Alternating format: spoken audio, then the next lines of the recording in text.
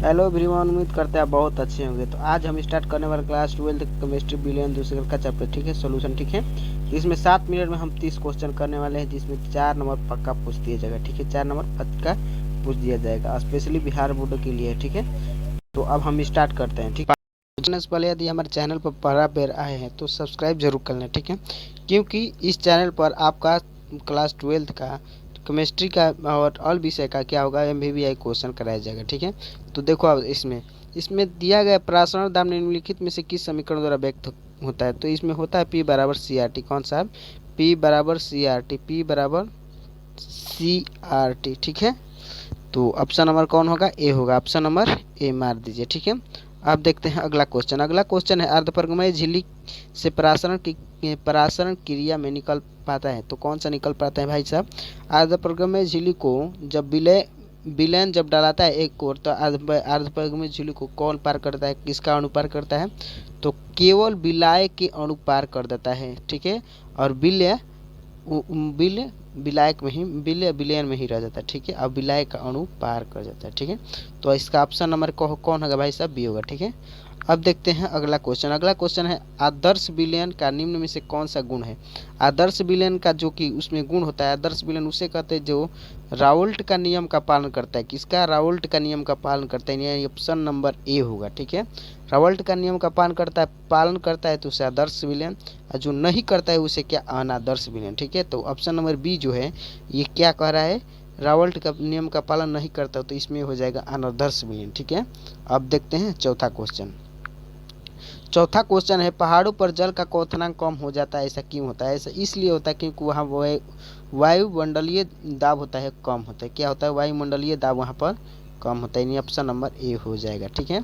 तो अब देखते हैं पांचवा क्वेश्चन। पांचवा है भाई साहब, निम्न में से विलयन के लिए कौन सा अणुसंख्या गुणधर्म? अणुसंख्या गुणधर्म 4 होता है भाई साहब, बढ़िया याद करना। अणुसंख्या गुणधर्म कितने होता है? अणुसंख्या गुणधर्म केवल 4 होता है, ठीक है। 4 नंबर, पहला नंबर होता है प्रासरण दाब, और दूसरा का नंबर होता है क्या होता है?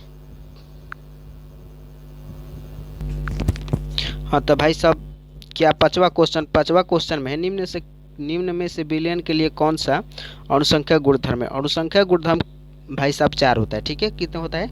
4 होता है। एक होता है प्रासरण, दूसरा का होता है हिमांक का अवनमन, तीसरा का होता है वाष्प दाब का अपेक्षित अवनमन, और चौथा होता है क्वथनांक का उन्नयन, ठीक है। इतना 4 होता है। तो इसमें ऑप्शन नंबर देखो भाई साहब, इसमें ऑप्शन नंबर कौन दे रहा है? इसमें ऑप्शन नंबर क्या दे रहा है?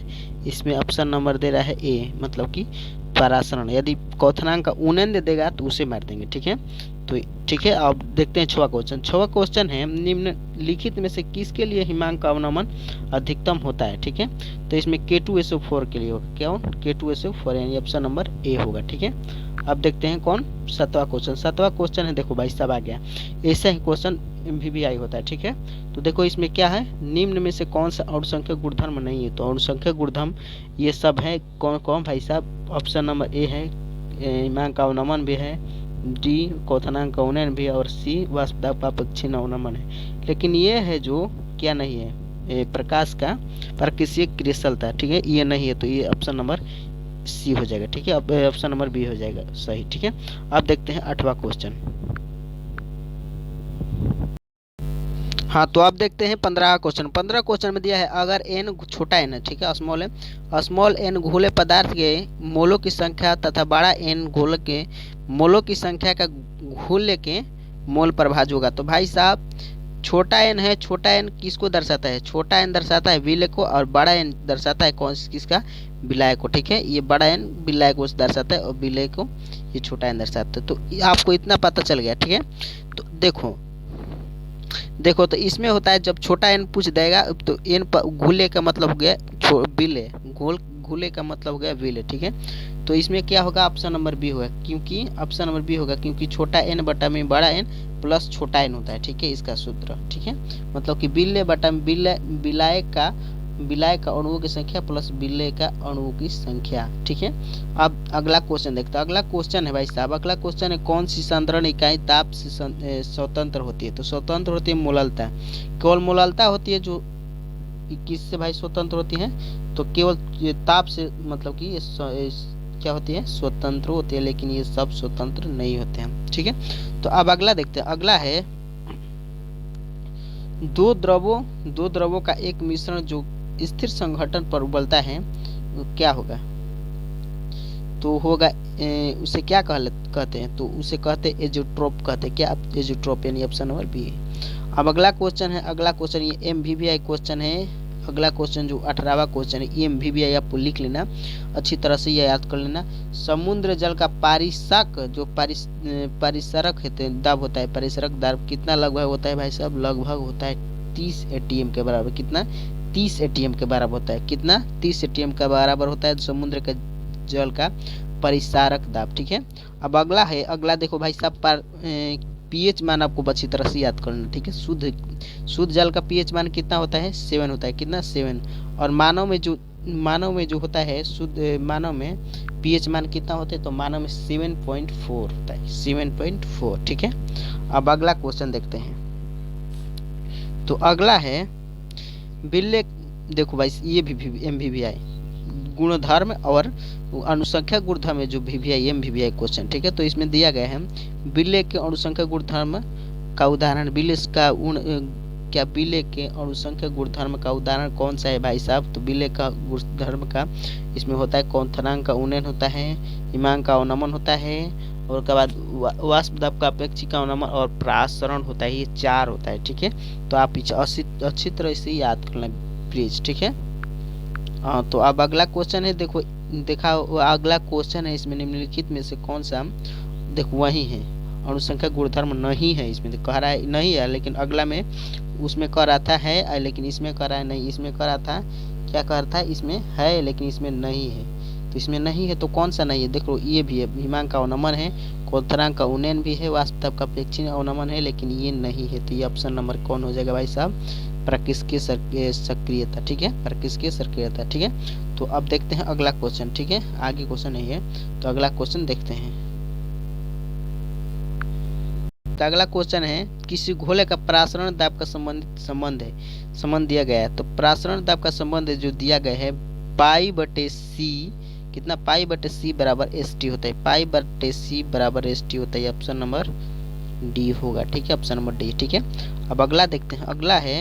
अगला क्वेश्चन है, किसी बिल, देखो वही क्वेश्चन जो कि 15 क्वेश्चन था, वही 15वां इसमें पूछ दिया। किसी बिल को पलट दिया, मूल प्रभाज भी इसमें पूछे। तो मूल प्रभाज कौन होगा भाई साहब, मूल प्रभाज छोटे एन बटे में बड़े एन प्लस छोटा एन। ठीक है, तो इसमें कौन सा होगा, ए हो जाएगा। ठीक है, ऑप्शन नंबर ए, यानी ये होगा ऑप्शन नंबर, छोटा एन बटे में छोटा एन या बड़ा एन होगा, लेकिन रहना चाहिए छोटा एन और बड़ा एन दोनों को उपस्थित रहना चाहिए, लेकिन ऊपर में भी छोटा एन रहना चाहिए। ठीक है, बस। अब अगला क्वेश्चन है, अगला है परमाणु द्रव्यमान बराबर होता है, परमाणु द्रव्यमान बराबर होता है। तो परमाणु द्रव्यमान बराबर क्या होता है भाई साहब, तो परमाणु द्रव्यमान बराबर होता है परमाणु इलेक्ट्रॉनों की संख्या का प्रोटॉन का योगफल होता है। अपनी ऑप्शन नंबर सी होता है। क्या, परमाणु के इलेक्ट्रॉनों की संख्या और प्रोटॉनों के योगफल होता है।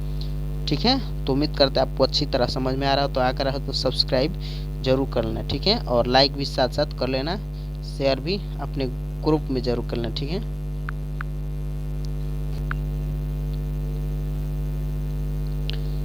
हाँ तो भाई साहब आप 25वां क्वेश्चन, अगला 25 क्वेश्चन है, जिसमें दिया गया है अपेक्षिक वाष्प दाब का अवनमन होता है। अपेक्षिक वाष्प दाब का अवनमन क्या होता है P not minus P S बटा में पी नॉट, इसे नॉट कहते हैं। जो P0 लिखा है इसे ये नॉट कहा जाता है। ठीक है, P not minus P S बटा में पी नॉट। ठीक है, तो इसका ऑप्शन नंबर बी होगा, अपेक्षिक वाष्प दाब का अवनमन। ठीक है, तो अब अगला क्वेश्चन जो है, डाउल्ट का नियम होता है भाई